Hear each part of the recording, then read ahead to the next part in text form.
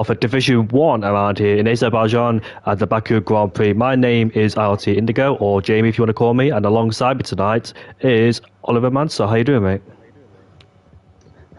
All right, mate. Not too bad. Still getting the names mixed up between myself and Oliver, but no worries on that. I know we both start with the letter O. But yeah, no, all good. 19 drivers tonight. Yeah, hopefully. Well, I know recently we've had a lot of safety cars in Division 1. Obviously, let's hope they can. I am calling out one driver particularly that's been doing it recently. That is Rogue Smithy. I do believe he has a race ban for tonight. From main reason being is that he's sorry Smithy, but he has been responsible for the safety cars recently with bringing out all these safety cars. So the stewards has finally taken action on him and decided to give him a race ban.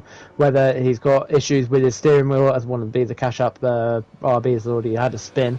Whether that was I don't know who that was, but yeah, as I was saying, because of how many safety cars as he's caused, there's no, well, he's obviously got that race ban, so it's basically like, right, I'm taking action now, no more this nonsense, and we hope that his driving standards in a way does improve, because it does affect a lot of these drivers when a safety car comes out. But yeah, let's see if we got one today. We didn't even get a BHC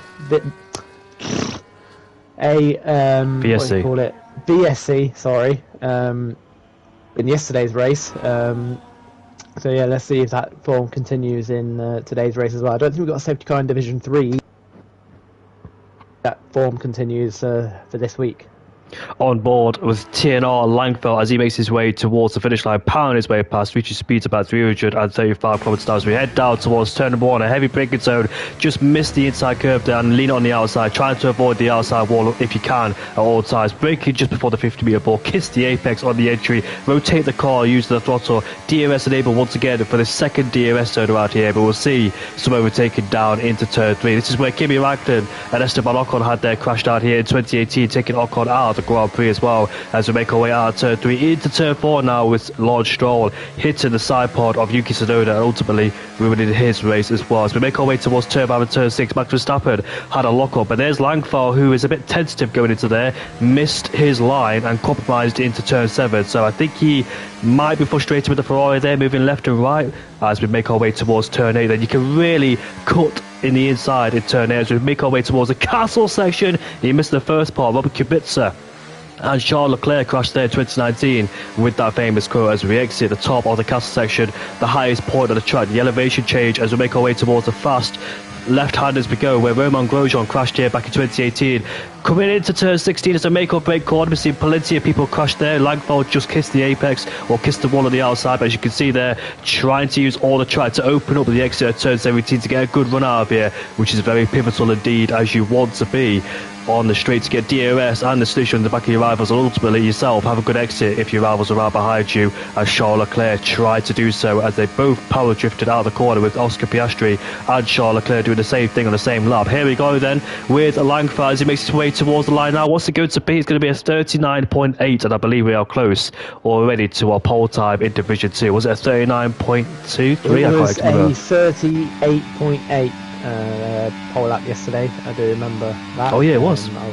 Yeah, so it was actually a really good lap. I forgot who was set that lap time, but yeah, it was a good lap yesterday.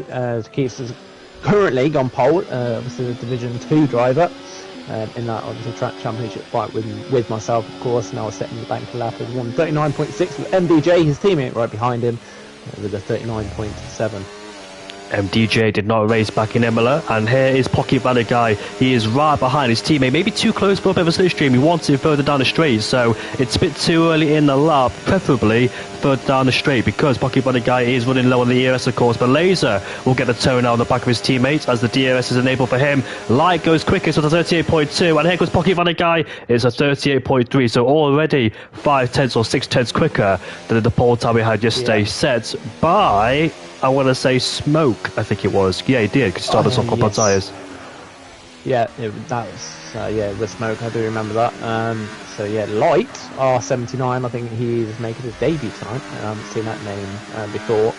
Obviously goes pole. So yeah, good showing there from the debutant. Let's say. See how he gets on tonight. It was the Williams 1-2 last season in Division 1 with Hazara winning the Grand Prix. Unfortunately, I don't think Hazara can make it anymore because the EML season has started. He is an esports driver. He's in ETA and he invalidates on the exit too.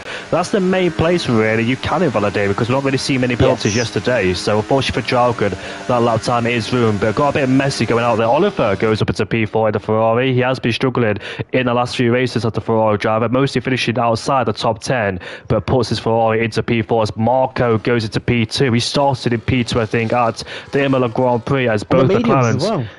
Yeah, that's interesting.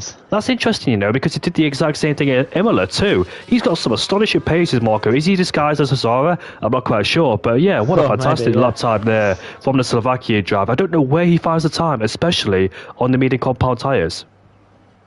Yeah, we saw Marco. I think he got pole last week, but he got spun at turn 1. I can't exactly remember what happened. I think he had a lock up or something, and then Laser kind of hit the back end of him, which caused him to spin, I believe. I don't think any action was taken, but I think that's what happened with Marco, and then Marco couldn't really get back up to, couldn't really get back up the field really. So yeah, hopefully it'll be a better race today for Marco. A better start, of course, for him as well. Let's see what he can do.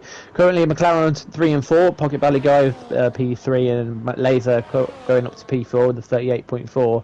These guys have really destroyed the pole lap from yesterday. 1 minute 38.8. Obviously the lap was from yesterday.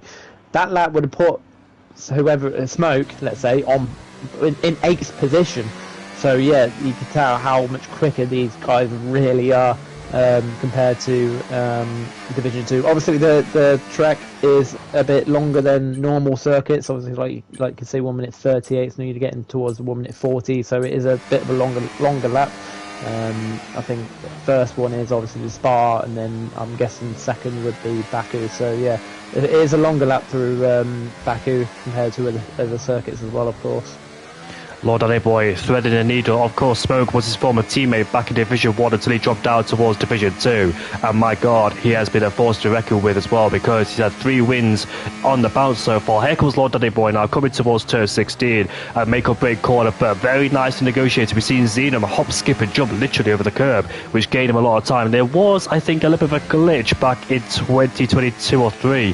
We can literally hop over that curb without losing the back end of the car. It was called the esports line as it was. We've seen at the Belgian Grand Prix too, where he can literally ride the curb before Pouon, and there is a McLaren in front of us. His teammate is right behind him, so Alpine not in the right place at the right time, unfortunately, for that McLaren driver, as he wants to give his teammate a tow. Here comes Lord Danny Boy now, making his way towards the line. It's a 39.2. He pops himself into P10, but Pocket Valley Guy just behind us has set provisional pole with a 38.1, and guess what? That's on 3-lap old soft compound tyres, so expect more time in the pocket there for Pocket Valley Guy. That wasn't even a put either. I just said that, but anyways, I want to talk about Lord Danny Boy too, because remember he was on course for a podium in Imola until he spun out. He was hunting down Laser, as Laser had a 3-second time penalty for exceeding track limits, as you expect around Imola, and Lord Danny Boy didn't have a penalty. He was closing him down until he spun out of turn 4, and that cost his chances of trying to get his first podium of the season. He's like Langfeld, consistently running inside the top 10 on Langfeld and Lord Danny Boy, and we'll see, can they try and rectify themselves this week. Glock running in P6 there. He did spin at the exterior torso, or at the beginning, sorry, because he hit the outside curb, or the grass on the outside, which caused the back end to lock up and go for a spin. That ended his race right there. Unfortunately, Glock was fighting, I think, in 13th or 14th at the time, but currently sat in P6 is the Sauber driver, and also MDJ down in P13, the man that finished in second place. I think he's going for his lap time right now, so go on board with the Dutchman as he makes his way towards turn 2 there. Let's see how he takes it down a second, hops the curb on the inside there, but a bit of movement on the back end as he applies the throttle, a bit of overtake too as Hurricane now goes towards the top end of the field. Is 900 separating Hurricane and Pocket Valley Guy, all to play for as MDJ there against a really bad exit at turn 3. You can see that the tyres are just lighting up on the exit there, so not really get the traction down as he would have wanted. But our main competitors such as Marco and Light and Laser Ramavage are out on the circuit. Remember, Ramavage started down in 20th, finished in second place in Imola. He had a really poor qualifying, and he did the exact same thing last season too. So even though he has a bad qualifying, he can still make it up in the race. But it's crucial now not to lose any more points. Oh, MDJ there flirting with the barriers on the exit in the castle section. But Ramavage is really crucial now not to make any more mistakes. I believe Aston Martin's gone for a bit of a spin at the exit of turn 4 there. Was that OWR Draugen? Because he is on his final lap. His teammate is on a, I think, out lap, but Draugen having problems down there, but looks like he's got going once again. No signs of end plate damage. Back on board with MDJ to see what he could do. He's a 10th down in the middle sector. We've seen the balance of that car. We've seen the way he's applying the throttle. The back end of the car cannot live with it, unfortunately.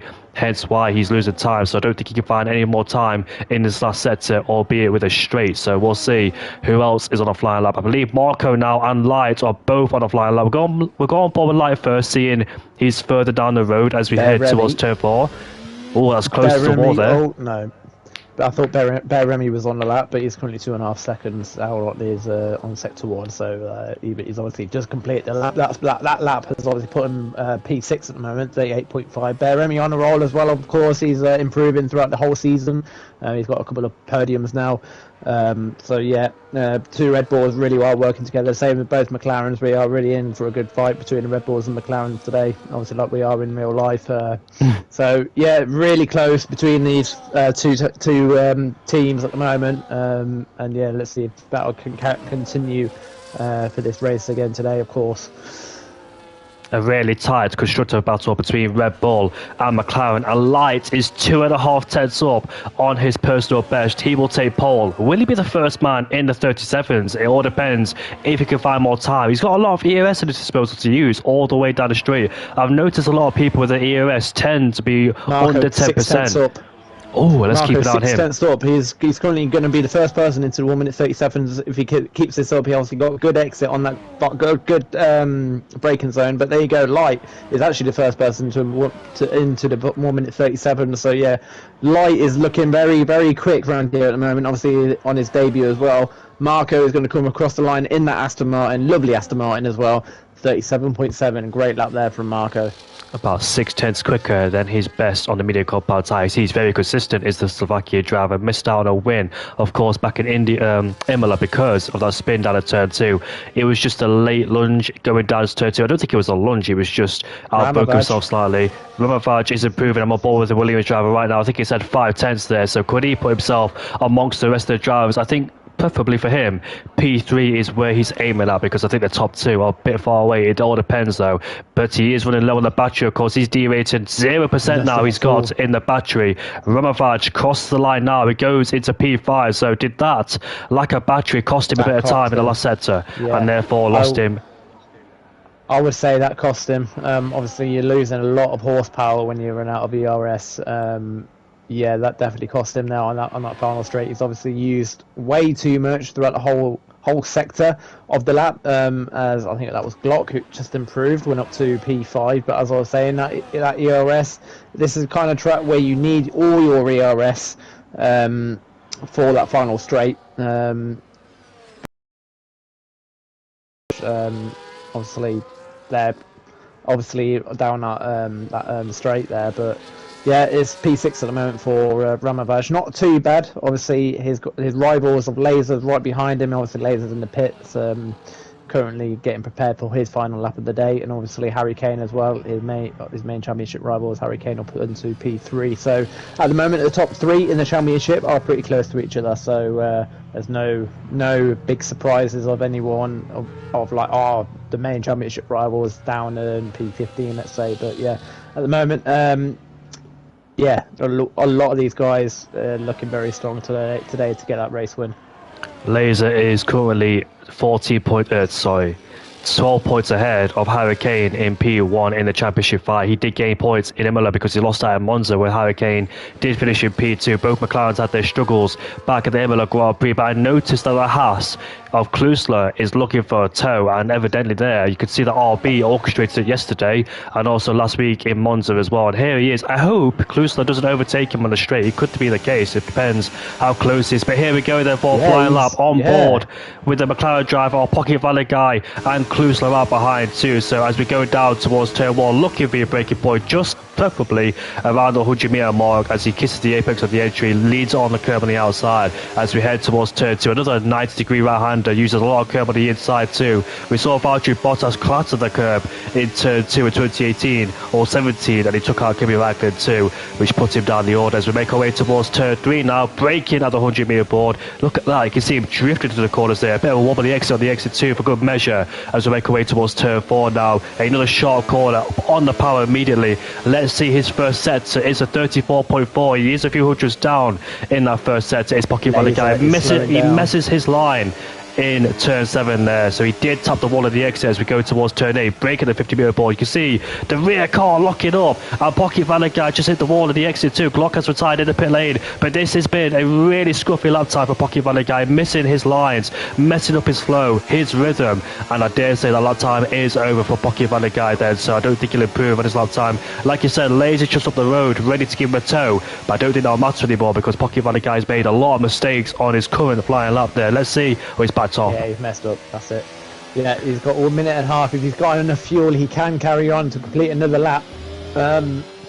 Which, by the looks of it, his fuel light is flashing, so I don't even think he's got enough fuel to do another lap. So that might be it there from Pocket Valley guy. That obviously the most important lap of the day, and he's messed it up, unfortunately. So if he has got enough fuel, which no, he don't. So he's coming into the pit. So his maximum his minimum position. Maximum position will be P4 for him. Lasers has retired at the exit of turn 1. Lasers crashed. Let's go on board with Klusler to find out how he did it. Where is he? He's crashed at the exit of turn 1 on the right hand side, which is very odd. I think he tapped the rear with the rear on the outside wall, and it caused him to crash and lose his right front. He is out of the qualifying session, is Laser Lord. But look at Beremi now, tucked in right behind his Red Bull teammate. This 210s will probably put him into P6. It depends how much time he can find on this back straight, because Hurricane is giving him a lovely tow. Beremi trying to use all the battery. Where can the Red Bull driver go? He goes up into P2. What a lap time from Beremi. A much needed qualifying session there for the Red Bull driver, as both of them missed out a chance of a win. Oh, there's a bit of a block in there. Who was that going through turn 2? That's a Mercedes driver, I think. Light just completed his lap time and unfortunately just blocked somebody, but luckily for him, he did make contact with him. So whoever that was very lucky, but obviously he would have been affected there going into turn 2, because you don't know what the Haasman was doing. Now, the driver I want to go on board with is the Slovakian in P1, Marco. I want to see his flying lap. I want to see how he takes these corners there. Look at that. As you can see, ran a lot of curb, and the back end of the car just sticks with it. He's just planted on the circuit. The first sector is 1/10 up already in the first sector as we exit turn 6 and turn 7. It's slow corners before we can get back on throttle once again. Use a bit of overtake on the exit 2 as we make our way towards turn 8 we go. As you can see, you can take a lot of curb on the inside too without validating. Get as close to the wall as you possibly can. And now we're threading a needle, carrying a lot of speed in fourth gear. Down to the third now as we can slow it down through these 2 corners we go. Very careful with track limit violations on the outside. We've seen a few people get caught out in the past.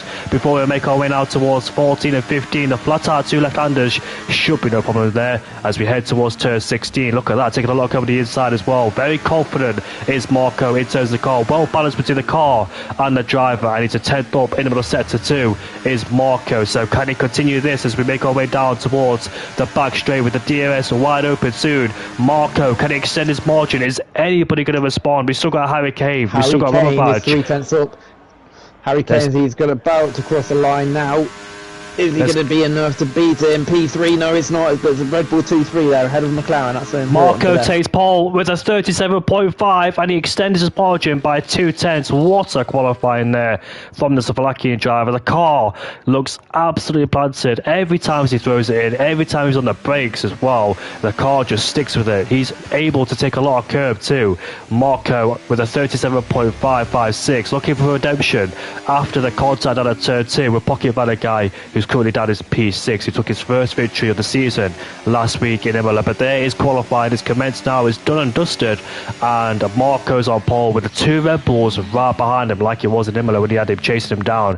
I think it was actually the Italian Grand Prix where both Red Bulls were trying to hunt him down, but Marco just got away from them both and able to pull the gap once those guys were stuck in traffic. Marco was able to break the gap while Harry Kane was left in the dust to fight with Oliver and the guys on all the tyres. Ramavach in P5 and Light on his debut. Congratulations, that's a great qualifier with a 37.9. Ramavach in P5 started 20th. What could he do in the race? Pocket Valley guy, our last week's race winner in P6, Nordus, who sustained end plate damage on the first lap in P7 ahead of Glock, who spun, I think, on the second lap at the exit of turn 7. OWR Jalgan too, who sustained damage as well back at the Imola Grand Prix. A Laser, who qualifies 10th. A disappointing qualifying there for McLaren. P6 and P10, where they can see the Constructors' Championship battle with both Red Bulls in P2 and P3. To reiterate the Constructors' Championship, Red Bull are currently leading McLaren by about 14 points ahead of Williams in P3, a bit too far back of Williams, especially with Rogue Smithy missing.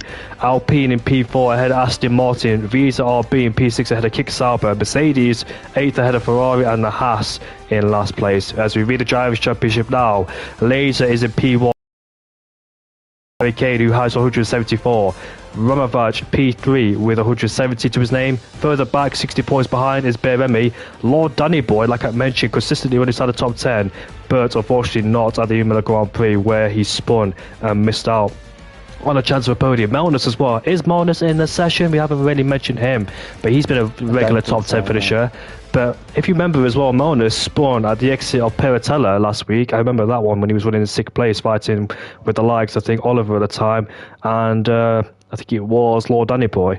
And Langfell in P7 ahead of Oliver. Marco P10, but we know he might boost his positions as he only had 3 races this season. Dutch GP, Italian, and Imola. MDJ in P11 had a Pocket Valley guy who's also making his way through the field too, with Martin in P13. Rogue Smithy 14th ahead of Spray and Pray. Unfortunately, we don't really see the Haasman these days. He had a DNF, lots of DNFs, lots of DNSs, and he's only had 3 points finishes so far this season. One of them could have been a podium, but unfortunately he picked up a penalty towards the latter stages of the Hungarian Grand Prix, and also had a puncher as well in Saudi Arabia as he tapped the ball at the exit of turn 15.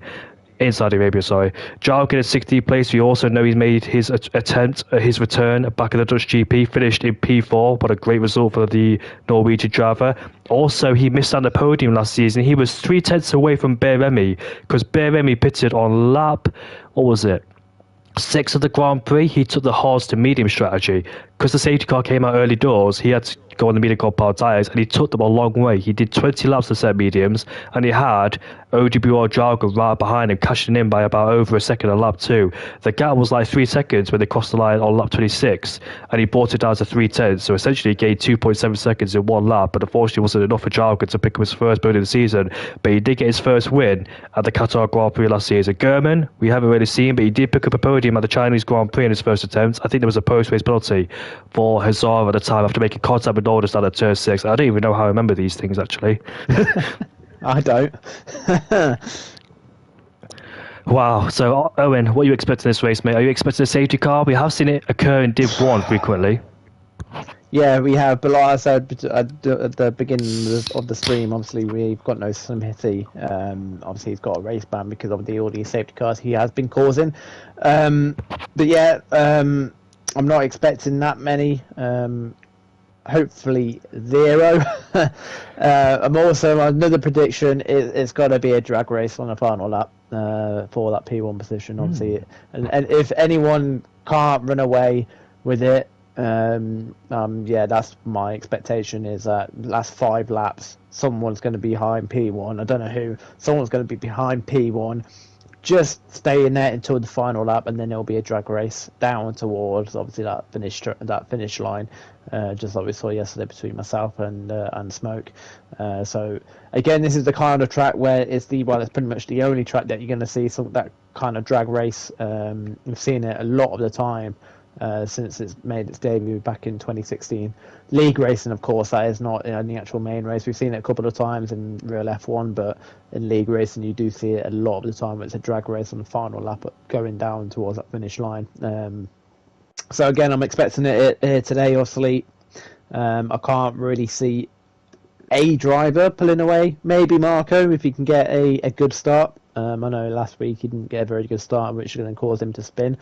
But yeah, I'm going to say, I haven't done this for ages. I don't know if you did this, Jamie. Podium predictions.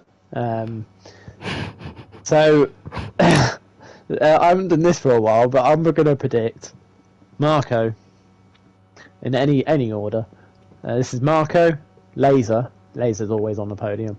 And I'm going to say Harry Kane. I'm going to say Marco, Matthias, and Romovac. I know Romovac has strong race pace every time. It's just qualifying he needs to sort out. So I'm going to say those three. But I don't know what order. It could be any order, of course. But that's my predictions. And we'll see who's right towards the end as well. But we haven't even talked about the real-life Baku Grand Prix either, with Charles Leclerc and Oscar Piastri fighting it all the way towards the end of the Grand Prix. What a fantastic race that was. It was full of action. I don't think we had a safety call to the very end with the VSC. I was watching that race at Silverstone. I was there. I was at Silverstone over the weekend for the Ferrari Challenge Series UK, and they had you didn't take me. No, unfortunately not. I actually got free tickets through my missus, but they had obviously the Grand Prix on the Sunday, and because it's a Ferrari Challenge Series, a lot of Ferrari fans was there. Oh my god, that final lap! My ears were screaming. The amount of shouting and all that was going on after obviously Leclerc, Perez and Sainz, all that battle, and then obviously Sainz and Perez making contact. That atmosphere was amazing.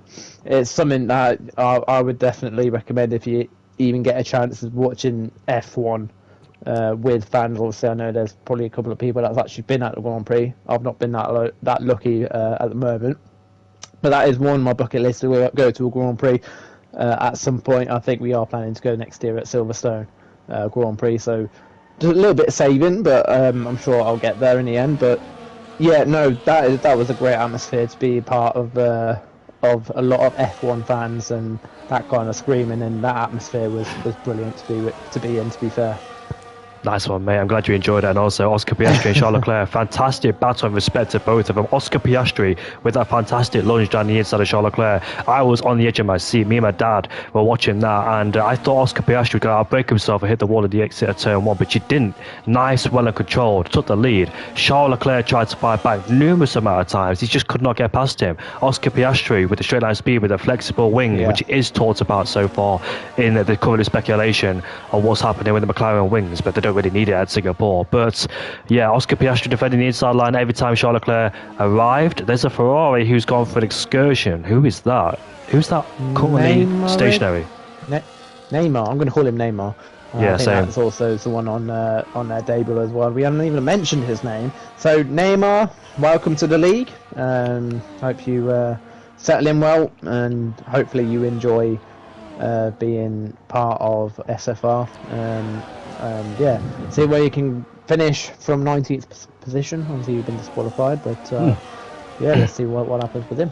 I'll be supporting him because he's an ex-driver, so yeah, I've got a favourite driver here in 19th place. But anyways, we can see the tyres that people have gone for, so mediums to hards. Now, this has been a common thing with mediums to hards now, because it was hards to mediums, but I think the hard compound tyre is just a very good tyre for the whole race. It could just just never really drops off dramatically like the mediums or the sauce. So with the hards around here, when I stopped on lap 15, my hard compound tyres were about 15% worn. So these hard tyres can go pretty much the whole 100% distance. So yeah, the hard tyres are definitely the tyre you want to be on, preferably for the whole race. Obviously there might be someone in this race, I don't think we have seen it yet, but there might be someone that tries to take the hard compound tyres all the way until we get a safety car. Obviously that could work for them, but that's obviously taking a big risk as well.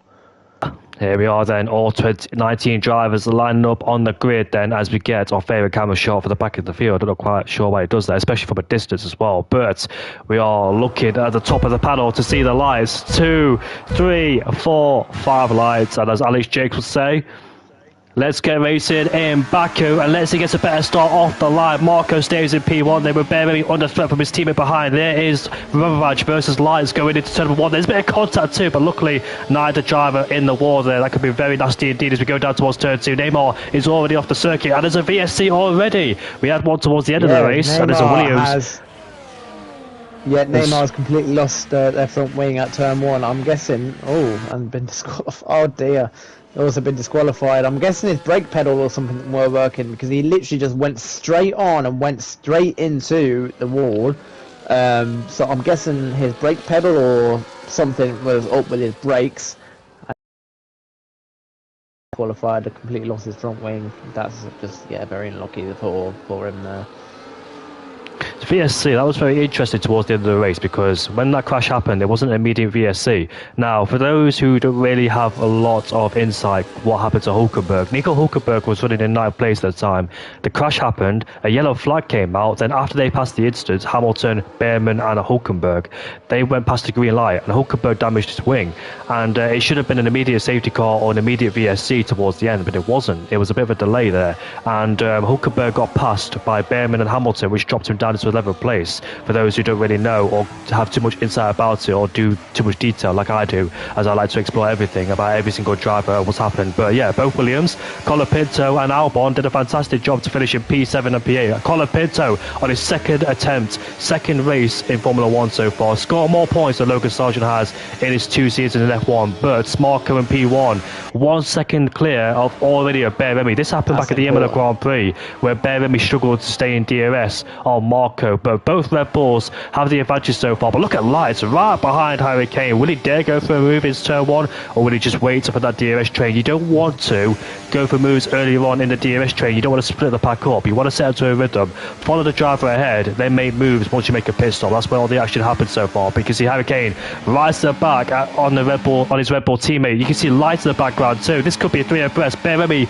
might get shuffled into P4. Here comes Harry Kane. Here comes Lights. Will he go through 2 for 1? He can't do it because he's boxed in. But he does take P3 away from Behremi. So Behremi's been shuffled to P4, but they've lost a lot of time now towards Marco. Can Kane try and hunt down the Slovakian driver in P1, who so far has got a gap almost 2 seconds already on lap 2 by the helping hand of his own pace?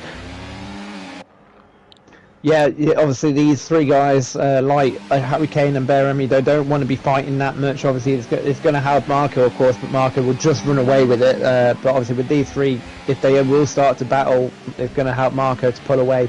And that's exactly what Marco wants, but for these 3's sake of winning this Grand Prix today, it will not be good news. They need to all work together as soon as they can. I've got yellow flag, that is for Martin down in P18. I don't know what's happened to him, he's lost it in the castle section. But yeah, like I was saying, and we've got another virtual safety car. I'm guessing that was for Martin. He completely lost his front wing. Yes, he has. So Martin, when he hit the wall, he lost his end plate only. Then he drove to the wall and broke his front wing fully. Then that caused the VSC. Then he also had a nice cheeky reset track, as I caught him doing that too. Not quite sure if that's allowed or not. But another VSC has been deployed to neutralise this race then, and we'll have to adhere to a delta. You can't go above 40% distance time or whatever it is. I can't remember what it is now, but you can't go above that 40% rule, and you got to make sure you adhere to your delta. And we've seen plenty of people in the past who gets caught up by a VSC. I remember Behremi being caught up by a VSC back at the Dutch GP, and that's why he dropped off the podium that day. It could have been his first podium of the season, but unfortunately he picked up that VSC, which caused him to be off the podium and serve a drive-through penalty. Harry Kane is 1.5 seconds away from Marco. Now he's cleared his teammate. Is there any way past, or is there any way to catch up, shall I say, on Marco? But the problem is he's got a hard runner right behind him with Lights. Those hard compound tyres seems to be finding up very nicely for the Haas driver, and he's closing in on the back of Harry Kane. Yeah. Light seems really quick at the moment, obviously on the hard compound tyres. Obviously, I thought he might struggle for the first couple of laps, obviously with the medium tyres being a better tyre, but Light is definitely staying with him at the moment. Obviously, Behremi is starting to struggle a little bit. He's about to drop out that 1 second mark, which is obviously, again, is going to be important. And now he does, with Ramovich right behind him. So with that, Ramovich will get, obviously, that assistance of the DRS, Behremi with no DRS. So Ramovich, we're going to have to try and get past him as soon as he can to catch up to Light and Harry Kane. But even Light, he's now dropping out of the DRS. He has dropped out of DRS, but Harry Kane has just got into his DRS of Marco. So Marco and Harry Kane both look really quick here.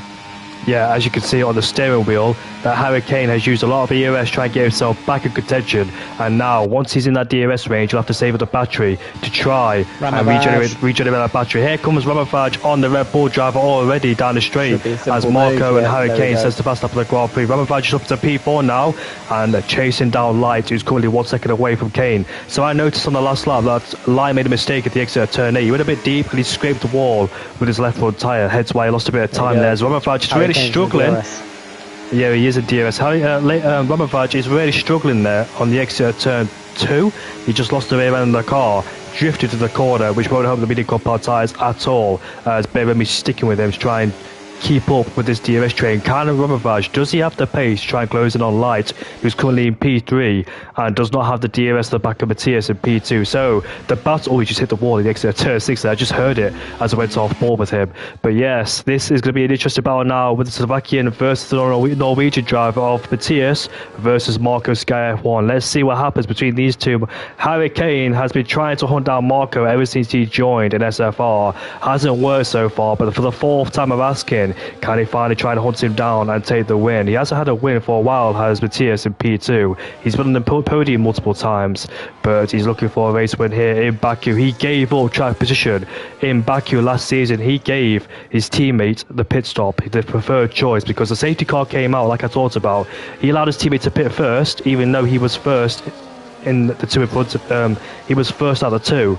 He stayed out there, and he had to suffer the pain on the old hardcore power tyres, and he dropped out in the order. And Beremi finished on the podium that day for P3, so it benefited him, but it didn't benefit Harry Kane. But this time round, he's got the DRS wide open. Let's see if he saved up a bit of battery, which he has, but not too much. But we know he's going to sit there for quite a while as he sets the fast up the Grand Prix. Here comes Beremi now, looking to take away P4. Yes, he does. Goes side by side with the Williams driver, puts himself back into P4. And let's see, can he hold on?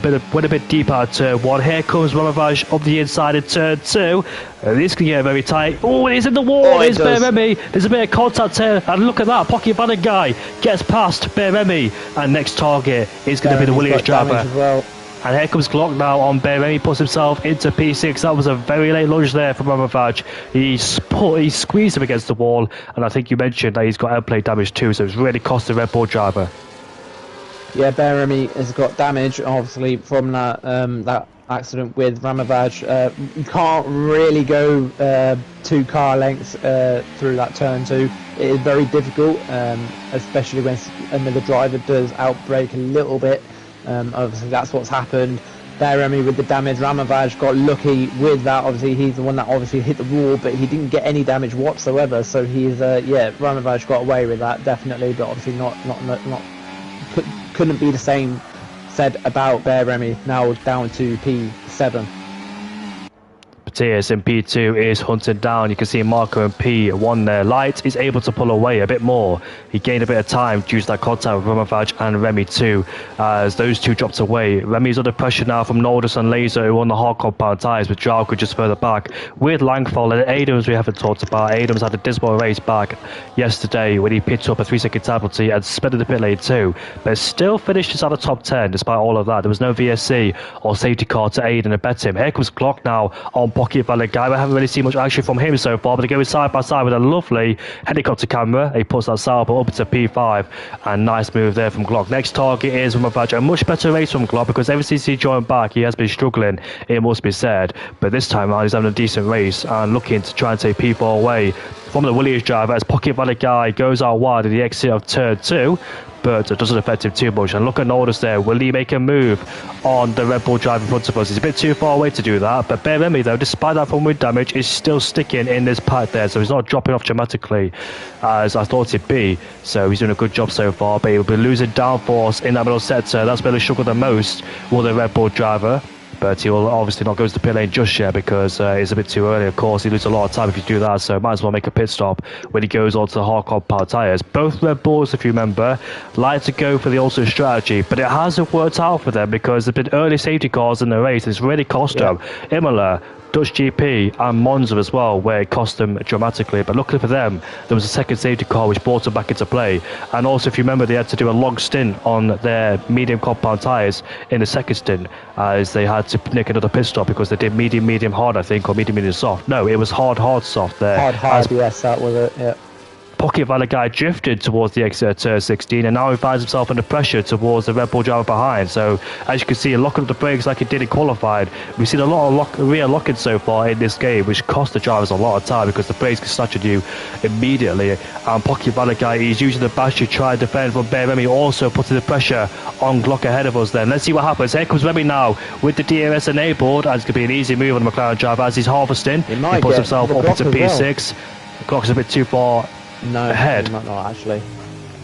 By looking at his speed, he's actually going side by side, Pocket Valley guy and Bear Remy. Bear Remy leaves him into space. Obviously now Bear Remy will have the inside line again, but he's got the move done before they turned in anyway. So Bear Remy gets that move done, but Pocket Valley guy gets a little bit extra, better exit. But Bear Remy uses some ERS to obviously defend.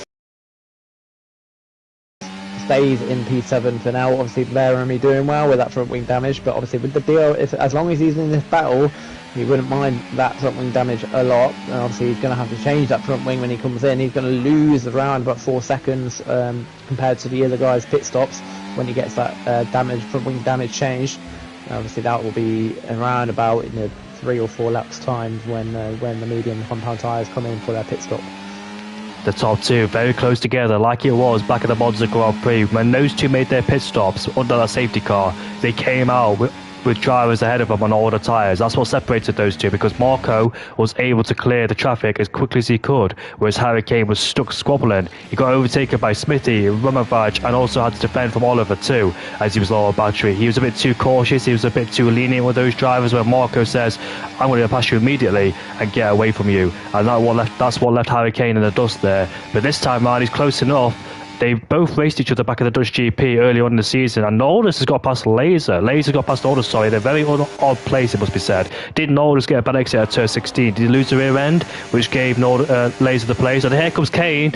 Nope, not down into turn number 1. I thought it was close enough, but obviously he's just sticking backwards, providing his time, just waiting for the long, patient game is Harry Kane. He's been in these situations plenty of times, hence why he's a champion as well in last season after beating MDJ and also his teammate too. Oliver is ahead of Langford, puts himself up into P12, looking to score inside the top 10 for the first time this season. Let's see if he can do it, as Kane there still puts in pressure. There's a big gap. Light is lonely in P3. The gap is 6 seconds behind. The gap is 2.6 in front. So he's running a lonely race so far on his debut. Yeah. I don't think he'll mind that. Just running a nice lonely race there, P3. Yeah, he'll just be frustrated. Light will be, obviously, with the guys in front of him with DRS.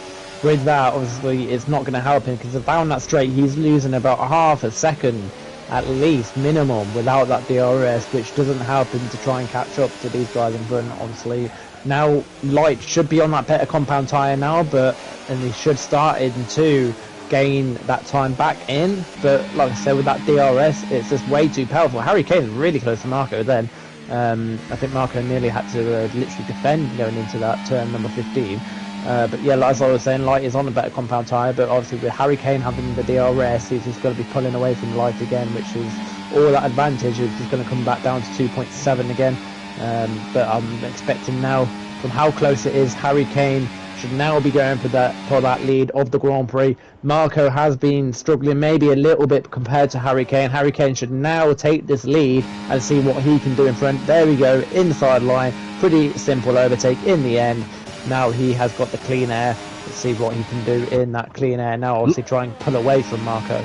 Look at this battle for P6. Glock is in the pit lane there to get rid of his medium compound tyres. There's Pocket Valley guy versus Bear Remy as we head down towards turn 1. It's side by side action again, as Bear Remy's just a bit late on the bricks there, swoops in around the outside, and he remains in P5. A great scrap going on for there for P5, as Glock made his pit stop to get out of that battle, going on the hard compound tyres, which can go towards the end of this race, and it should be better for him too. Here comes Pocket Valley guy now with a second dose of DRS. Bear Remy's defending the inside line, but Pocket Valley guy will not go for it down into turn 2. We saw Verstappen and Lando Norris too, where Verstappen got stuck behind Alex Albon and Lando Norris. It was very painful for him too, as he could not find a way past with people all about 30 lap old hardcore power tyres. It was very frustrating there for him too, which ultimately lost towards the end of the Grand Prix. As you can see that Harry Kane has built up a gap of 8 tenths already. Can he break the DRS? Look at his ERS management. It's almost 100%, so he barely used any ERS. That's why he didn't blast past the Aston Martin, because he turned it into medium or none, and he just overtook it with the power of the DRS itself, not with the battery aid. And Marco's dropping backwards. Is he starting to struggle on those medium compound tyres?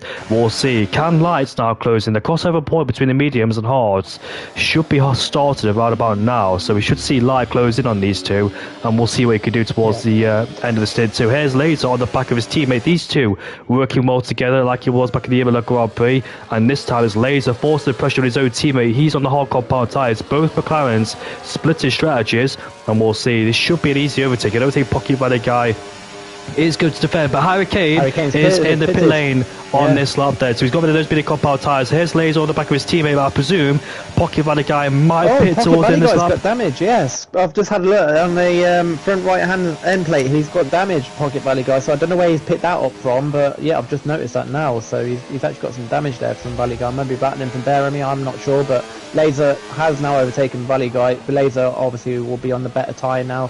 Harry Kane, where has he come out? He has just come ahead of Draugen. That was very important there for Harry Kane, making sure he was ahead of this battle, but Draugen might force him to defend. He's going to try and maybe get that move done. No, he's not. Obviously, that's not really his battle as Harry Kane. He's just going to corrupt his race if he did overtake, obviously, but that was important there for Harry Kane to get in front of that battle right there. Good strategy call there from Kane, because he managed to pit and get ahead of this trio. Draugen, Adams and Oliver. If he got stuck behind, that'll give the undercut threat towards Marco to get ahead of him. But Light, look at the gap now. It was 2.4 a lap ago. It's 1.6. So you can definitely see that the hard compound tyres are starting to come into play. I believe if Marco pits now, Marco will be stuck behind that battle of Adams and Oliver. So it's going to be a tough one here for Marco, whether he pits or not, because obviously he was right behind Harry Kane. Obviously Harry Kane just came ahead of that battle, but yeah, let's see if Marco pits now. Obviously, if he's got the big map on, he might have been able to see where he came out. He's going to risk it. I think he hasn't really got a choice, really. He's going to risk it now, pit, see where he comes out. Look at this there. Kane has got about 5 cars to overtake, and here comes Norris now on the back of the McLaren, who's suffering with end plate damage. Will he go for a move, or is he pitted? Yes, he is.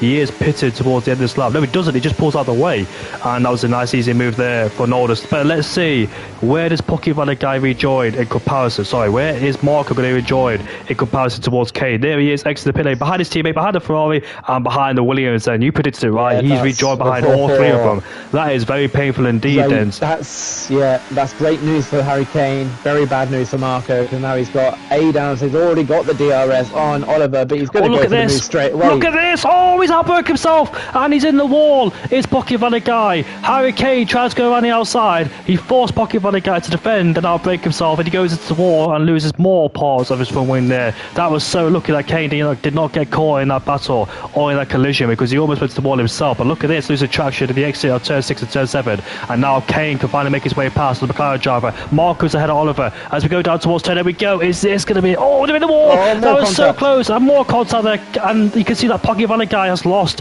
another part of his front wing there. Look at that. Marco's right behind too. So I'm surprised Pocket Valley guy is defending like crazy. But actually, I'm not surprised, because they're in a constructor's fight there. Yeah, with Laser as well. Obviously, now he's got that front wing damage. There's 2 Aston Martins right behind him now.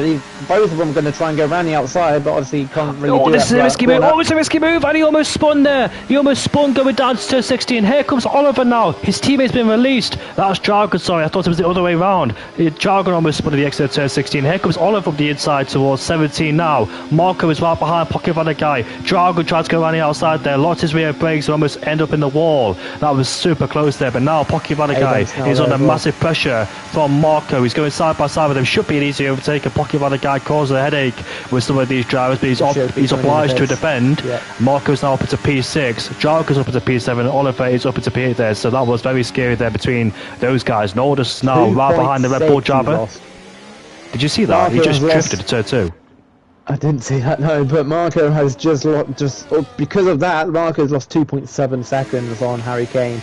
Obviously, Marco has that one lap advantage, but with the tyre wear around here on the hard compound tyres, that's not gonna do much at all.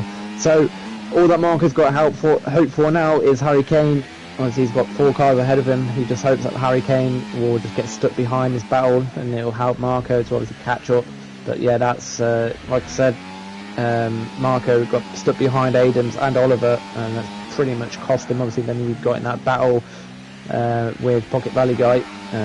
So yeah, that's 2.7 seconds he's lost on Harry Kane. So good news for Harry Kane. Marco, he's got some work to do now. He has indeed. That DRS has been broken between those two as they got stuck in traffic, both with their different problems there. Might help Light as well. With that battle, it might help Light. Obviously, he hasn't stopped. He's got a lot of clean air. You know what the overcut was like yesterday with obviously myself.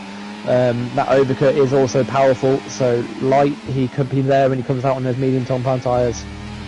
And also, if you remember back in the Monza Grand Prix, where it was Harry Kane who got stuck in the traffic, he wasn't able to overtake quickly, and that's what they split those two up because they were the leading pair. And unfortunately for Harry Kane, he got stuck behind those two. Here comes Norris now with the DRS enabled on Beremy once again, and this should be an easy move with the power of the DRS. And you can see that Beremy's flashing, and he gets past him, puts himself up into P3. Remy is still continuing those mini compound tyres with the DRS he has. I mean, with the damage he has. I'm surprised Beremy hasn't stopped yet. He's on 12 lap old medium compound tyres and front wing damage as well. I think he may be just trying to get some clean air, if possible, to try and get some kind of advantage. It's not working brilliantly at the moment. I mean, he's doing brilliant with the front wing damage, but when he goes onto hard compound tyres, I think a lot of these guys will be ahead of him, especially the likes of Runavage and maybe even Pocket Valley Guy. Obviously, he also had that front wing damage, so I think there's going to be a battle between Beremy and Pocket Valley Guy. Obviously, it's going to be important for the constructors, but it's not going to be for many points. Obviously, they're going to be down down in P15 possibly.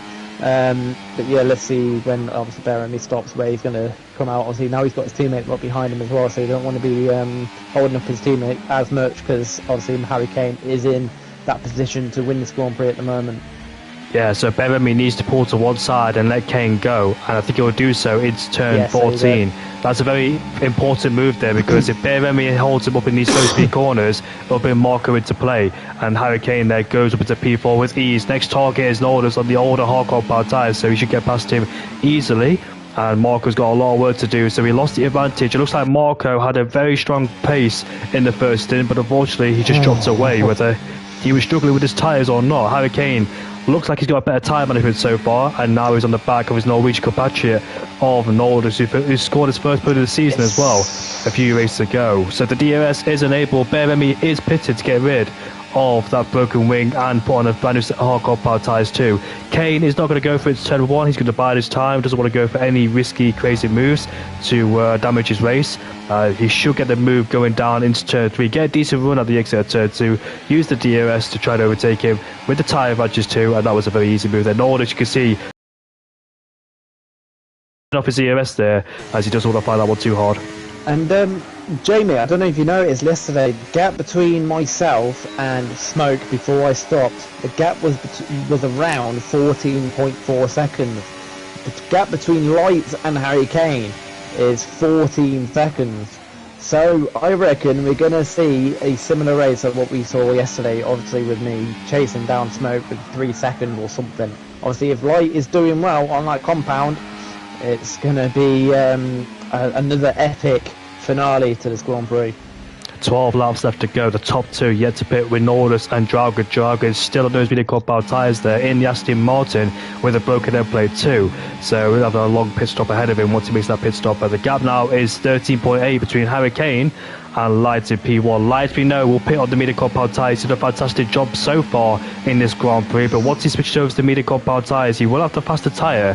But we've seen the medium compound tyres don't really have the life in them as we thought it would be. They don't drop off the cliff. It just seems like the hard compound tyres are just better towards the end of the Grand Prix all the time, whereas the mediums wears too quickly. And here comes Kane now on the back of Laser. Let's see what he does going down to turn 1. These two, of course, former championship rivals in season 14. And here comes Kane with the DRS. He gets past McLaren with ease. They're both in a constructor's fight, but on the track they're in a different race. But he outbreaks himself. Will this give the opportunity back to Laser?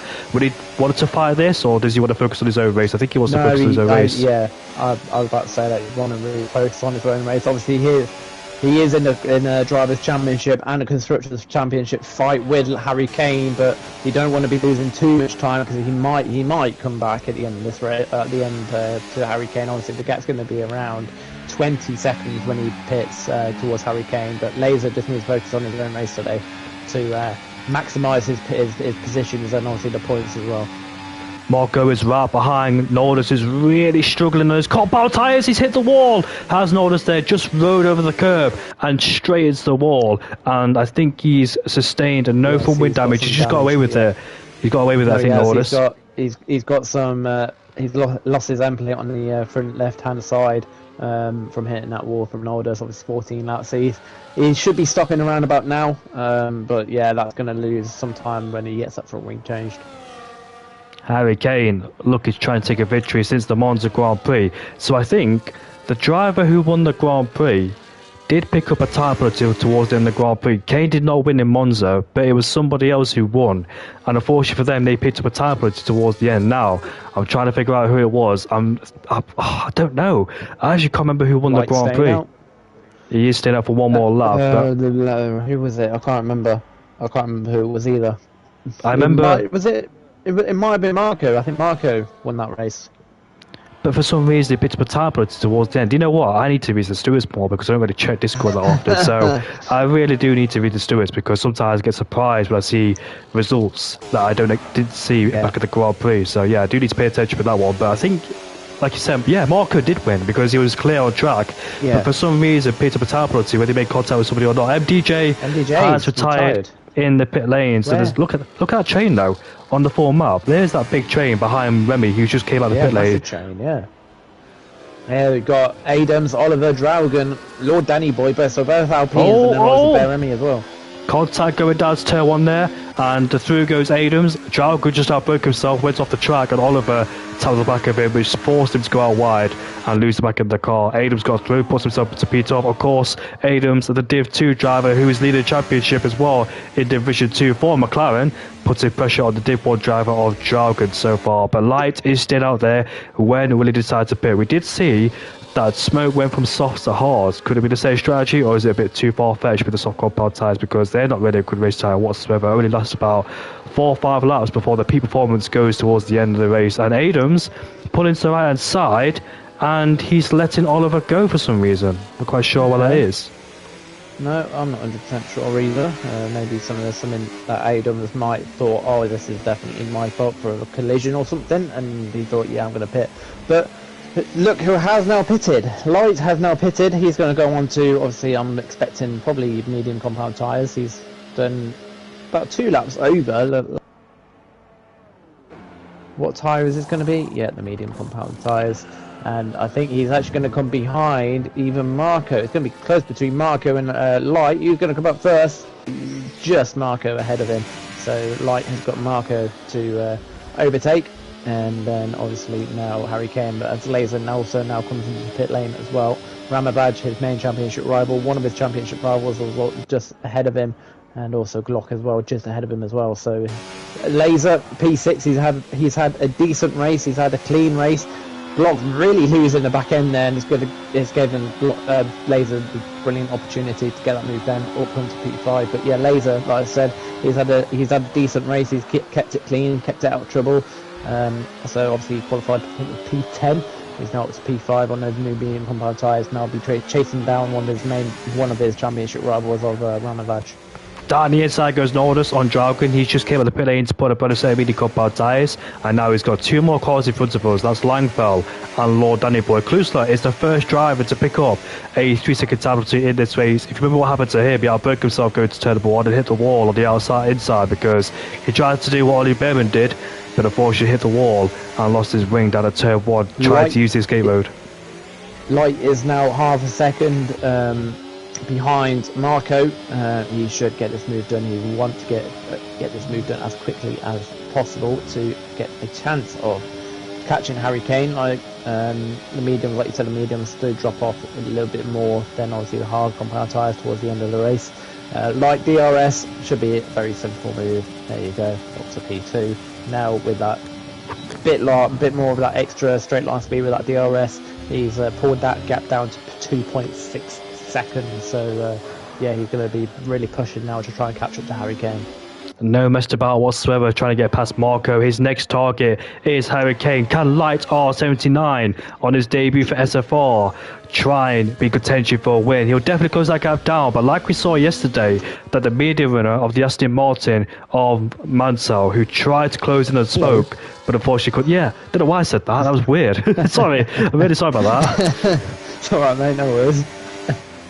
But yeah, you tried to close down Smoke. You did close him down. You overtook him, but you couldn't break his DRS, and he managed to get you back towards the end as well. He showed me a video clip where he did the exact same thing in 2020. Nordus is alongside Langfall as he will go down the inside into turn 2, late braking. There's a bit of contact between the side pod and the front right tyre, but no further damage done. He's rubbing his race, as they said, and Nordus there goes around the outside of the next corner, and he puts himself into P8. Nice move there from Nordus, good defending from Langfall, but it was short-lived because he's on the fresher medium compound tyre. So now he's ahead of this train, and the next target is the Red Bull driver of Remy in front of us, and he's bringing along a massive train as well. There's the train from 8 down towards 14 with Pocket Radic guy all over the back of it. So it's been a dismal race so far for McLaren in terms of Red Bull being in front of him, although one Red Bull's in front of McLaren and McLaren's in front of a Red Bull there, with Laser up to P5 and Bevermace in P7.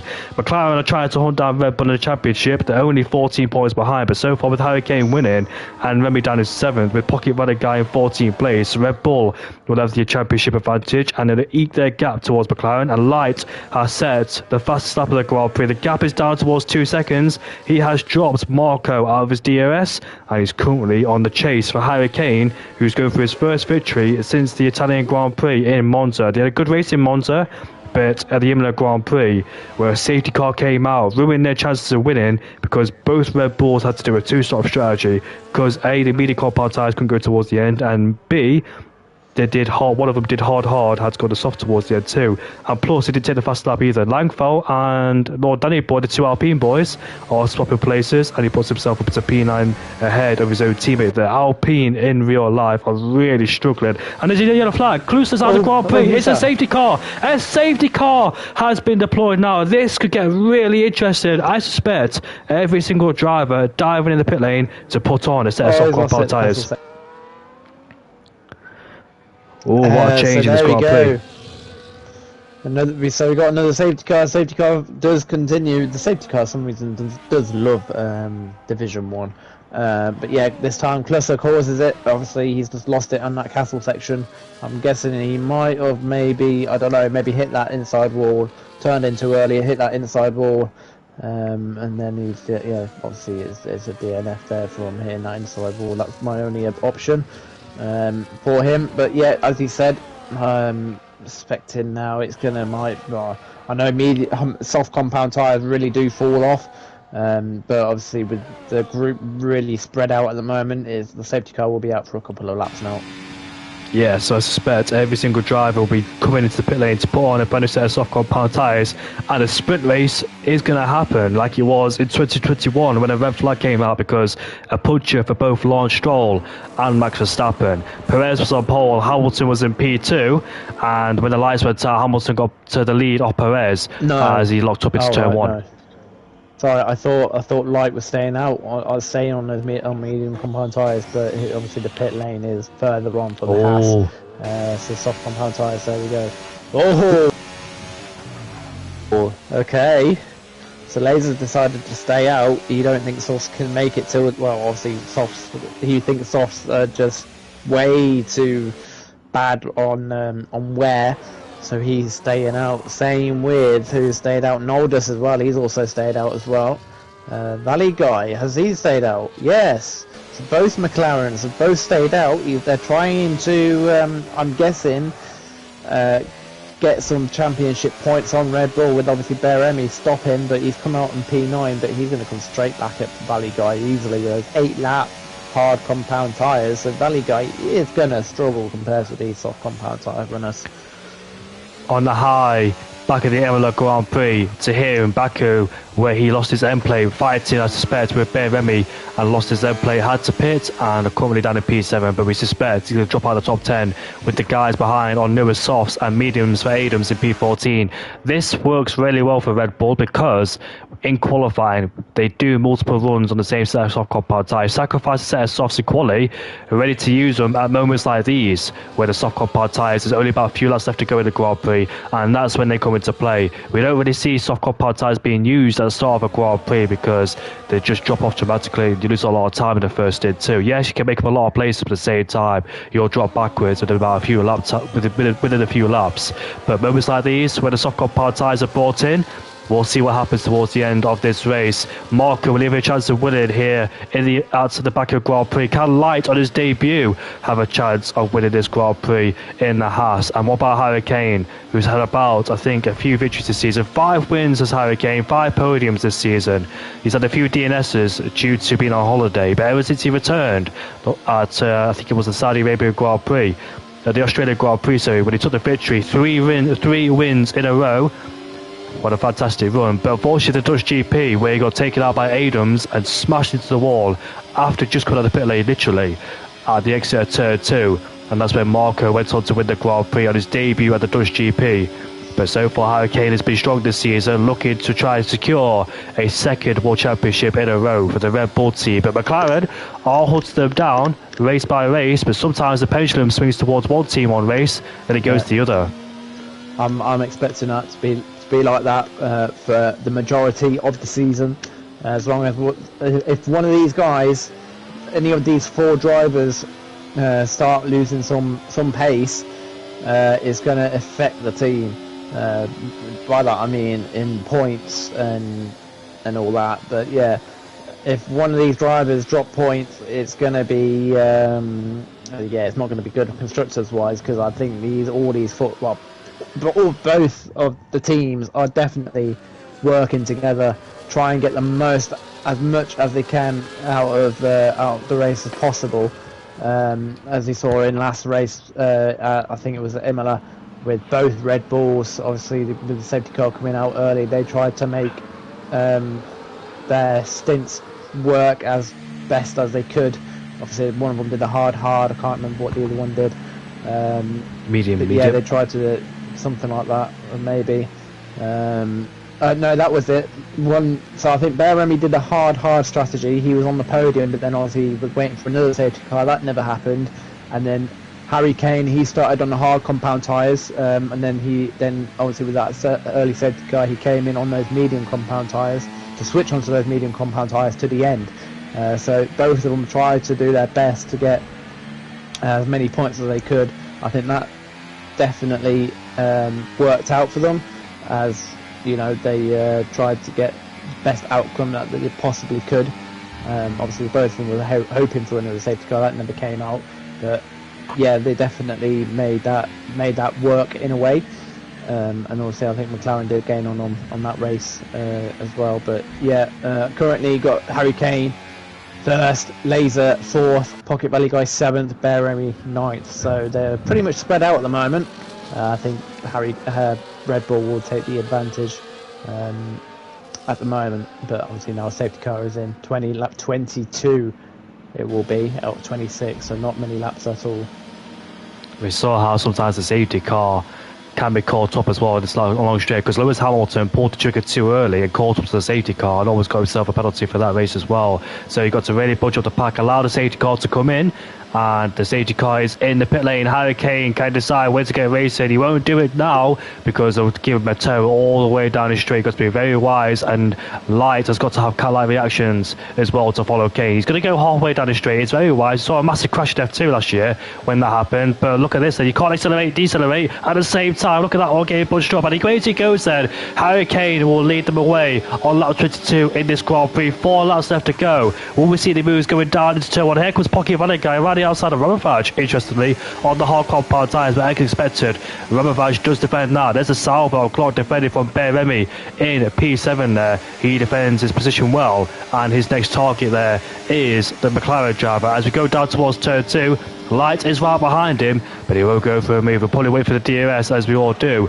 Glock is right behind Pocket Van der Guy. Here comes the Ferrari. Oliver now going side by side with Danny Boy, trying to push him outside the top 10. Here comes Dragon 2 on the other Alpine as we go down towards turn 4, getting bunched up together. Here comes Glock, trying to go around the outside. Into turn 6 we go. Tries to go around the outside. Bit of contact there with the front left tyre and the right tyre too. But Pocket Van der Guy stays ahead. Here comes Remy now, taking advantage of Glock. And now he goes down the inside of Pocket Van der Guy. This is a constructors fight. There's a bit of contact too. There's a constitutive threat there. But Glock hits to the back of the Red Bull too. I think Glock might have sustained some damage, I think.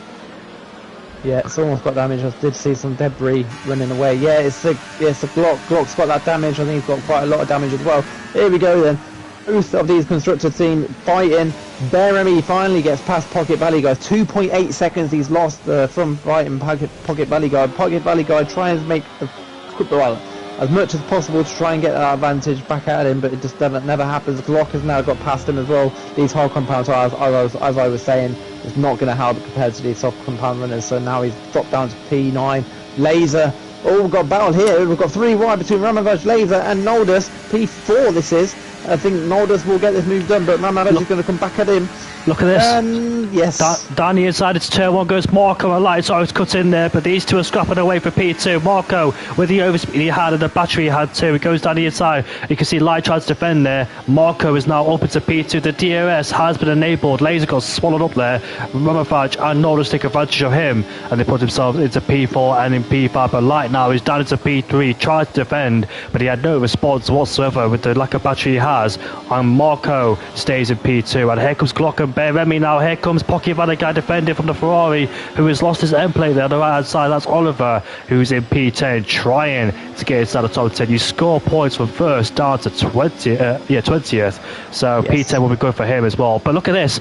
Matthias has dropped Marco out of DRS range, and Light is right behind as Oliver scrapes the ball in the exit of turn 7 there. So this is crucial. Kane has broken the DRS already. This could be a battle for P2. Can Matthias pull away from second and third there, try and secure his 6th win of the season for the Norwegian driver in the Red Bull, who's been on form so far? He missed on a few wins this season due to contact or retirement or the safety cars coming out at the wrong time, but so far he's bounced back in Baku to do a fantastic job so far. But it's not over and just done yet, because we know Marco has got some, but he hasn't got the battery advantage. Neither has Harry Kane, although he's got a bit more than Marco, but he's going to be really struggling down the straight, which might allow with Glock and Beremy, who's had a mistake out of turn 17. Did he make contact with somebody or dropped it by himself? He's lost a few places down to P10. Here comes Light now with the DRS enabled. Wants to try and take P2 away from the Slovakian driver. Noldus is ahead of the Williams as we go down towards turn 1. Light is ahead of Marco for P2 again, as Ramavage is right behind Laser as we go down towards turn 1. Between this trio, Pocket Van der Guy and Glock are still scrapping away. Glock's got end plate damage, so they're on a level playing field in terms of downforce levels. Marco has picked himself up a 10-second time for speeding in the pit lane. He's retired too, and now Pocket Van der Guy is ahead. He's defending really well on those hard compound tyres, you must be said. Yeah, really well at the moment. 4.1 seconds though at the moment. Laser has just got past his championship rival of Ramavage. That's important for him. Obviously, then Harry Kane's not getting many points out of Laser and Ramavage, but he's ahead, so he won't mind as long as he's taking that gap. As long as he's bringing the gap down, he will not mind. Obviously, still a long season ahead, not even halfway through yet. So Laser now trying to get that move done on Noldus. Not many laps to go, of course. So Laser maybe maximum for him might be P4, but yeah, still a good race there from Laser. It's a good race from Noldus as well in P4, because he was in P7 and P8 around most of the time, but you watched Kelsey unfold in front of him. He's gained a few places too, so it's a really strong race from the Norwegian driver there. Started in 7th, was hanging around there inside the top 10, fighting on the back of the DRS. Beremy has all the way dropped down to P15. That's huge for constructors wise. I think because of that then McLaren might take some points off Red Bull just because of that. Beremy all the way down in P15. Obviously now Laser and Pocket Valley Boy in P5 and P7. Yeah, that could cost Red Bull there for the constructors wise. Laser now makes a move on Norris. He puts himself up into P4. Romovac is in the background too. So those soft compound tyres for Romovac not really working well for him because he's not able to try and get past Norris and Laser. Marco's back into P2 ahead of Light. So it's going to be a battle for P2 now unless Marco somehow can get himself a DRS range. He's got this lap to do it. He's currently 1.1 seconds away. Keeper's retired in the pit lane. The two-time race winner for Division 2 at the Chinese Grand Prix and also at the Bahrain Grand Prix, the season opener. He's retired in the pit lane quarter a day. He did lead a lap here too yesterday around here. Pocket Valley guy and Glock is still going at it. There's Oliver in the background too with the both Alpines. One of the Alpines go down the inside of his teammate. That's Lord Danny Boy on Langford, but Langford gets a better exit. Here comes Jargon now taking advantage. Jargon this time last season was fighting for a podium, but he's down there in the lower end. There's a bit of contact between the Aston Martin and the Alpine. He's down into P12 with Adams there in P13 in the medium compound tyres, and Bear Remy, who scored a podium, his first podium of the season last season in Baku, is down at P14. What a dismal race. What's changed there for the Red Bull driver. What a difference the season can make. But Norris has been dropped by Laser, and here comes Romovac. Not a place you really do it. I think Norris let him go there because that was very sketchy if he did that going down to turn 16. Romovac is up into P5, but we're heading on to the final lap on this Grand Prix. Matthias has driven a beautiful race, was able to stick in the DRS range of Marco, who dropped Bear Remy out of his DRS, but when Harry Kane took second away from his own teammate, he was able to drop light and get towards Marco, and ever since then he overtook him. He did the undercut on him, got ahead of him, managed to get past the slow moving cars on all the tyres and pull away from the man in second place, who looks like he's been on form so far this season. Got 2 wins to his name, has the Aston Martin on Marco. Done a fantastic job so far. Light on his debut, must be said. He's also done a phenomenal job. But Pocket Valley guy and Glock just can't seem to be detached from each other. Glock is down as P8 again, with Pocket Valley guy in P7, and Jargon now is up into P10 ahead of Langford. So both Alpines have been pushed outside the top 10. Yeah, so Harry Kane is having a good race. Obviously now with 1.4, shouldn't have an issue. I don't think we're going to see a drag race like we did yesterday. 1.5 is the gap, so he's definitely managed that gap between himself and Marco, and now also Marco and Light, obviously over a second. All these three, I think, definitely deserved the podium today. Obviously they've had a brilliant race with all these 3 drivers. Marco with a blistering lap time in qualifying, but Harry Kane does better in terms of race pace. Pocket Valley guy and Glock getting so close towards turn 6. This could be a drag race for 7th place. As they make contact going towards the top of the castle section, Pocket Valley guy is really pushed at Glock. Glock's lost an end play. Pocket Valley guy's on the hard compound tyres because he didn't pit under the safety car. But our attention is drawn towards the Red Bull driver, who is making his way towards the final 2 corners as we continue this battle for P7. We'll see what happens to those guys later on. What will the order be? Nobody in this race picks a penalty. Langford is ahead of Jargon, but here comes the Red Bull driver then. He's making his way towards the line, and Baku belongs towards Harry Kane as he takes his 6th win of the season. Fantastic drive, and Marco finishes in P2 for another podium. Light on his debut for P3, but look at this. Norris has just got ahead of Romovac. He out-drags him towards the line. Here comes Pocket Valley guy. He is right behind Glock. Can he get it? Here comes the Ferrari driver 2. Pocket Valley guy is ahead of Glock. Oliver was close too, but not close enough as he finishes in P9 there. What a battle that was in the midfield, but what congratulations towards Harry Kane. Driven a beautiful race and never put a foot wrong in the Grand Prix either to secure his 6th win of the season, trying to hunt down Laser in the championship after his misfortunes back at the Imola Grand Prix and also the Dutch GP where he retired due to crashing in the wall too, and the 2 DNSs as well after being on holiday at Saudi Arabia and the Hungarian Grand Prix. But what a fully deserved victory there for the Red Bull driver. Yeah, definitely deserved by Harry Kane. Obviously, who was chasing him down? Light was chasing him down, but the safety car came out. Obviously, Light wouldn't have been so happy with that safety car, but obviously it's still a good result. On finishing the podium on your debut. Yeah, good race there from him. I'm going to get the top 3 in for you now as well, Jamie. Thank you, Owen. And also Harry Kane takes the fast lap of the Grand Prix, the only one to get inside the 39 spots. The rest of them were in the 40s. Great drive from Norris today in P5, very solid, very clean. Got himself involved in no incidents and stays in P5, unlike I think back in Imola where he picked up damage on the first opening lap of the race and dropped all the way down towards last. Oliver Smith is really happy, finishing in P9, his best result of the season. I think his best result came at the Australian Grand Prix early in the season too. I think he finished inside into P10 if I remember correctly. He did score quite a few points there, maybe just outside the top 10 was Oliver. But P9 for him today, well done. He has been struggling in the Ferrari, but still, it's a solid result. It's a stepping stone, and we'll see what comes towards the next races of the season too. Pocket Valley guy did a good job to hold on to those hardcore power tyres with the guys behind on the softs. Not the race McLaren wanted, but we know that every single race is different. Where McLaren has the advantage this race, Red Bull have the advantage next race, and it changes constantly, swapping hands all the time between McLaren and Red Bull. So Red Bull, I dare say, or maybe McLaren will gain a few points on Red Bull due to Bear Remy's misfortunes in this Grand Prix. And also very crucial now for all 4 drivers to be on the absolute best now towards the second half of the season, because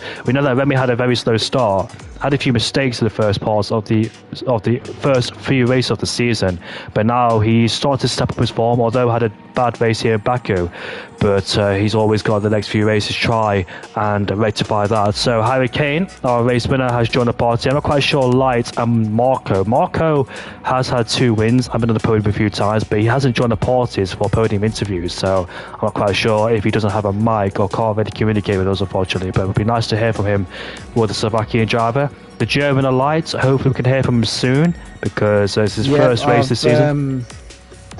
There we go. I've just had to send a friend request to Light because I couldn't find him on obviously the main menu, but he's just accepted my friend request, so I should be able to get him in right now.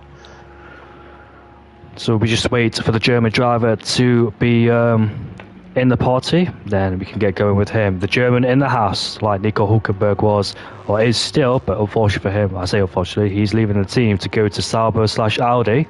Maybe the wrong time now because Haas are better than Sauber, but we know Audi will become a full manufacturer team, a full factory team, and have better resources than Haas in 2026 time. But we're just waiting for Light to join the party. I've just invited him now, so yeah, it's totally up to him whether he wants to join or not. We'll start with Harry Kane. I don't want to keep him waiting there in P1. So, Matthias May, welcome back towards the top step of the podium. Now, I do remember why Marco got reported. It wasn't contact with anybody. It was AI during the safety car, wasn't it? I just remembered. Just brought back memories there. So you did win back at the Monza Grand Prix and took the victory away from Marco. But today, you driven a fantastic race. You did start P3 behind your teammate. You gave your teammate a tow. Then you were stuck behind your teammate for like 2 or 3 laps, and Marco was able to break the DRS. You got past Bear Remy, and also got past Light too, or kept Light behind you as he was in the DRS at the time on the hardcore power tyres. And you're able to close in, get the DRS, overtake him, and pull away, make a pit stop earlier than him, get the undercut attempt on him, and pull out a 2.5 second gap and get clear through the traffic as well. Were you a bit nervous about the traffic during the time, Matthias? Yeah. As always, there is going to be traffic.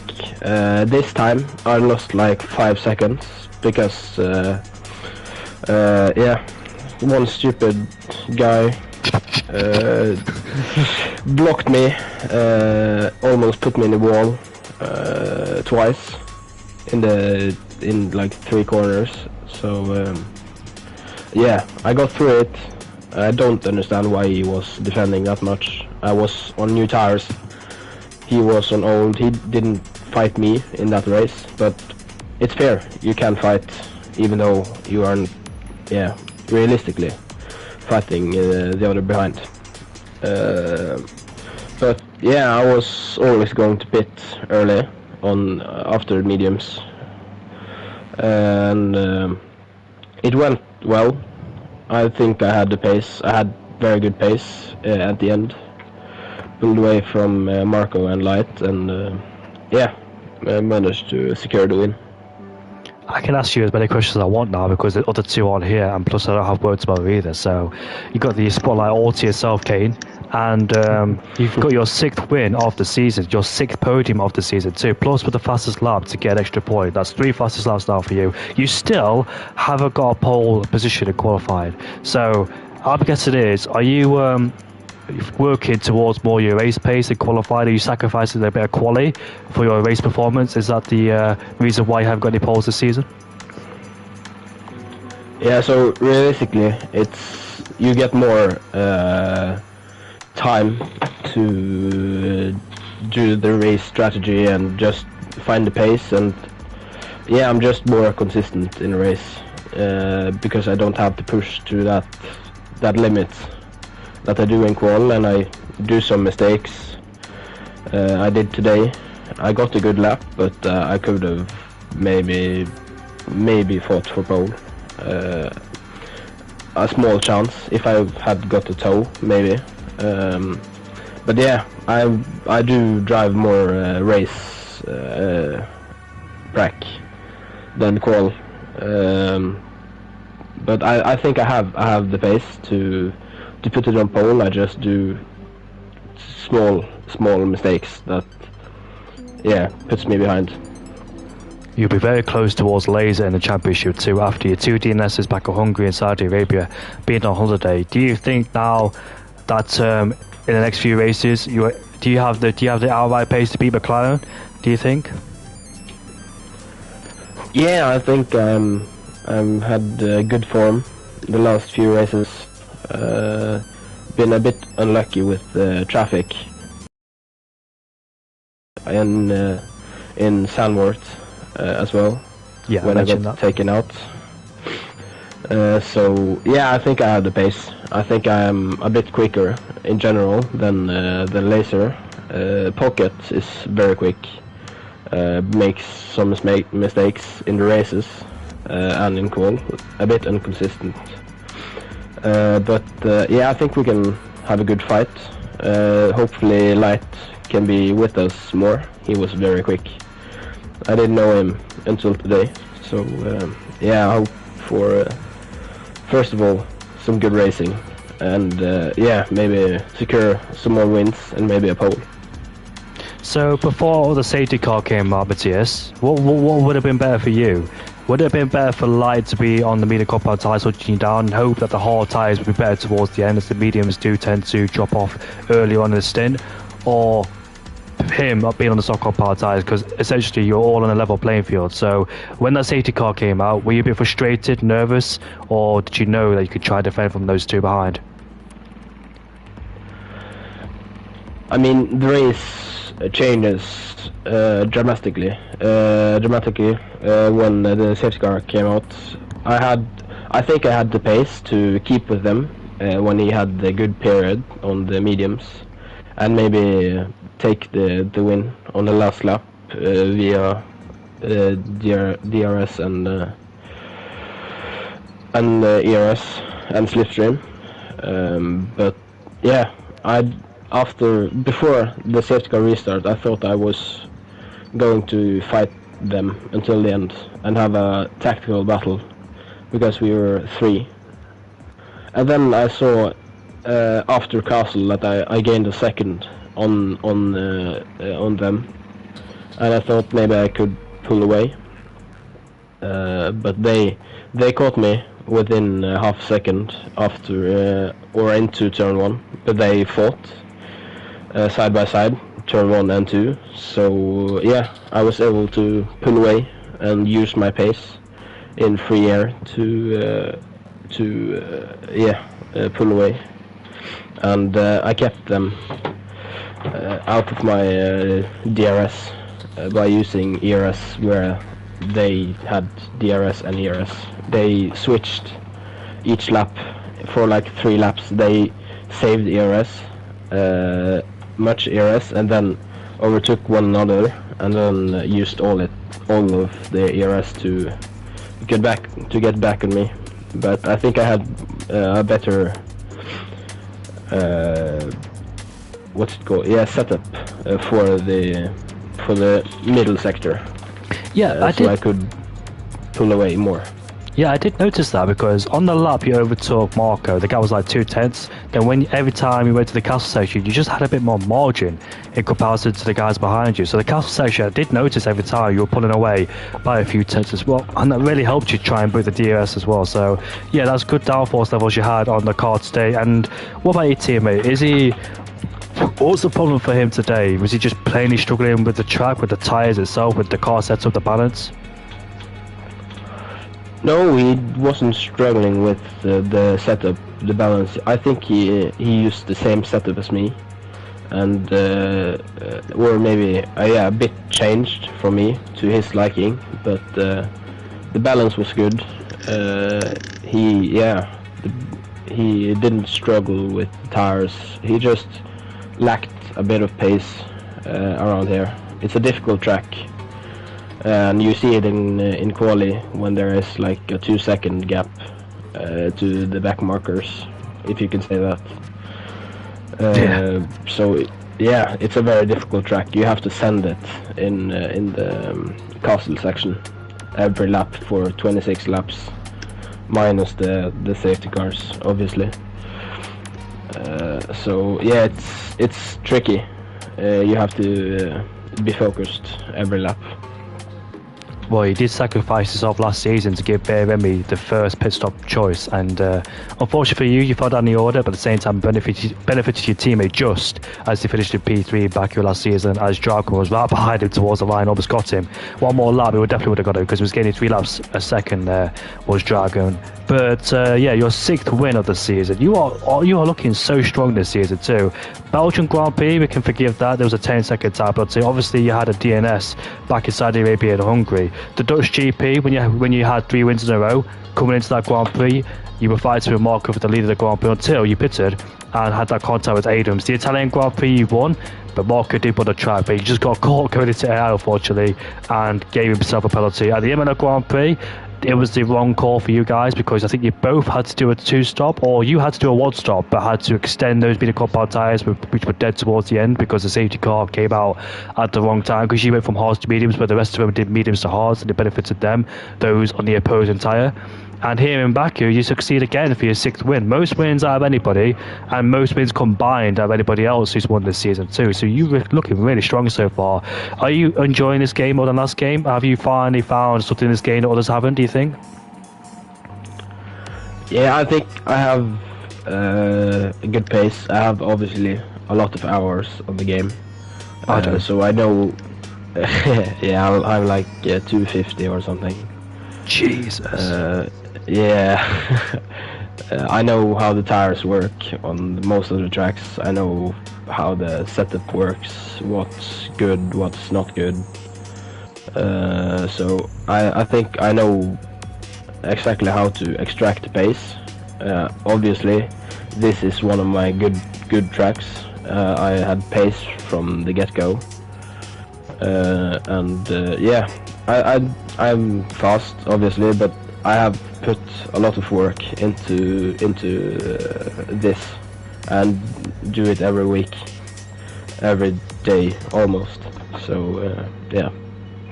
I don't have a talent, unfortunately. The only reason why I got the most hours on here is because of commentating, which I thoroughly enjoy.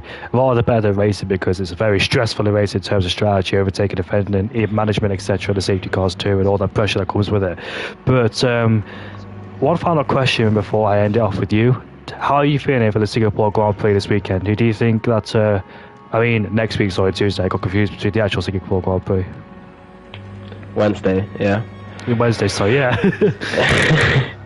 Yeah, no, I don't know. I haven't driven Singapore that much compared to some of the tracks. Did you win last season on very old tyres on the Inters? Was that you who won the Grand Prix last season? Yeah, but it was yeah. I drove like 22 laps on mediums, I think. I thought it was Inters. It was raining, wasn't it? Last season in Singapore? No, that was the season before. Oh, yeah. Yeah, I beat MTJ on and it started to rain like 3 laps to go. That race just sticks in my head for some reason. Don't know why. Yeah, that was the one I thought of first as well. But yeah, I have won 2 consecutive in Singapore.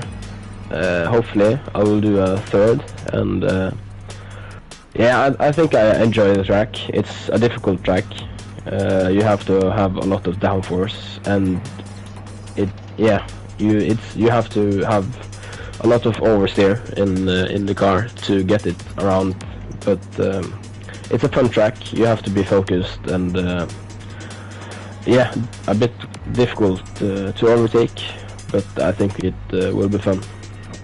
And what about actual F1? Who do you think will have the advantage there in Singapore this weekend?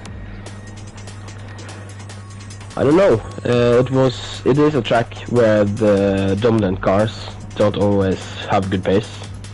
So maybe like RB or something are going to win. RB? No, I think it will be either McLaren or Ferrari. Possibly. Mercedes was strong last season, but like you said, when Mercedes had dominant periods, they weren't always strong at the Singapore Grand Prix. Remember Hamilton retiring, Rosberg had no pace either.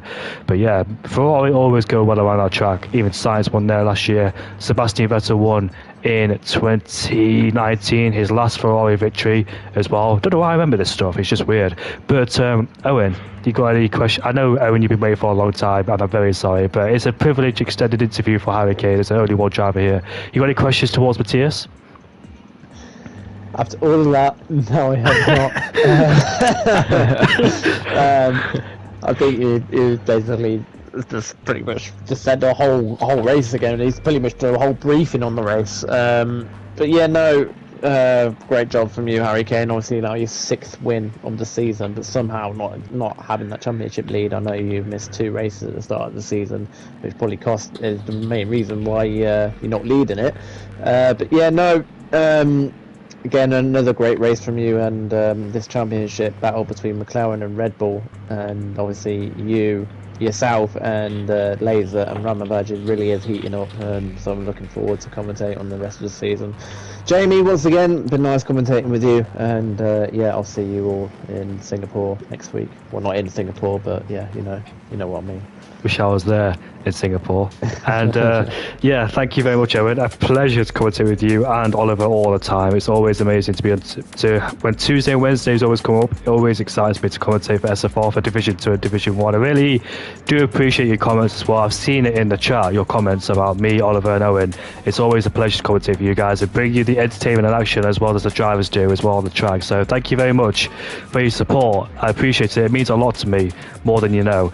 But Matthias, congratulations on the win, mate. You did a fantastic job today, and good luck next week, mate, and have a good weekend too. Yeah, thanks. It was a good race and great commentary. Thank you, mate. We're finally done here at the Baku Grand Prix. We move on to Singapore this weekend, and also Monday, Tuesday, Wednesday, Division 3, 2 and 1. We move on to Singapore to continue an excellent battle in the Drivers and Championship as well. Drivers and Constructors Championship. Join us back for D3, 2, 1 at 7:30 with Thomas, with Division 3 commentator. Division 2, me and Oliver, and Division 1, me and Owen Mansell.